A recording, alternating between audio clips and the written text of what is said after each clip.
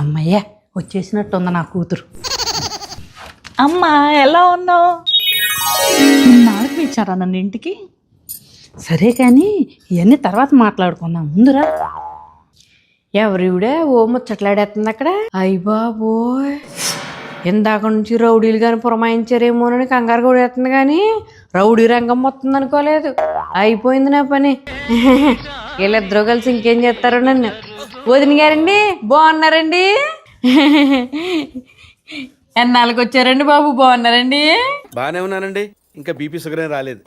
బాగున్నాను కీర్తి, ఇన్ని రోజులకు పిలిచావు మరి నన్ను. ఇప్పటికన్నా పిలిచాను, సంతోషించండి. అదేనండి, అందుకని అనుకుంటండి పొద్దున్నుంచి అత్తమ్మ గారి ముఖం కలకల్లా ఆడిపోతుందండి.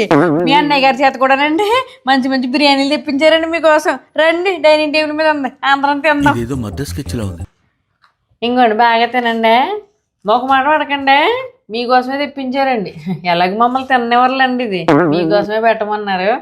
అయ్యో నిమ్మకాయ ఎట్టుకొత్తనాగండి, తినండి. ఏంటమ్మా వదిన వంట చేయట్లేదా ఇంట్లో? అసలు బయట నుంచి తెప్పించింది. వదిన ఫుడ్ తింటావా నువ్వు? హోటల్ నుంచి తెప్పించింది కనుక ఇక్కడ కూర్చొని తింటున్నావు. అది వండిన ఫుడ్ తిన్నావు అనుకో, నువ్వు బాత్రూమ్కి పరుగు తీయవు. ఏంటండి ఏదో గుసగుసలాడేసుకుంటున్నారు?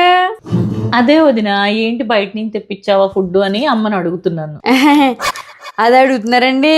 మీ అమ్మగారు నన్ను ప్రశాంతంగా ఇంట్లో వంట చేయనిస్తారేంటండి? మొన్న పాయాసంలో ఉప్పేడు మర్చిపోయేంటి అని గొడవ పెట్టేశారండి బాబు. ఇప్పుడు మీరు వచ్చిన తర్వాత ఏ కూర అన్నా వండాననుకో ఇంకా అంతే సంగతులండి. ఆవిడతో పడలేం కదా, మావులు ఆవిడ కాదండి, ఇద్దరే కదండి. అందుకని పడలేక బయట నుంచి తెప్పించానండి, తినండి అండి.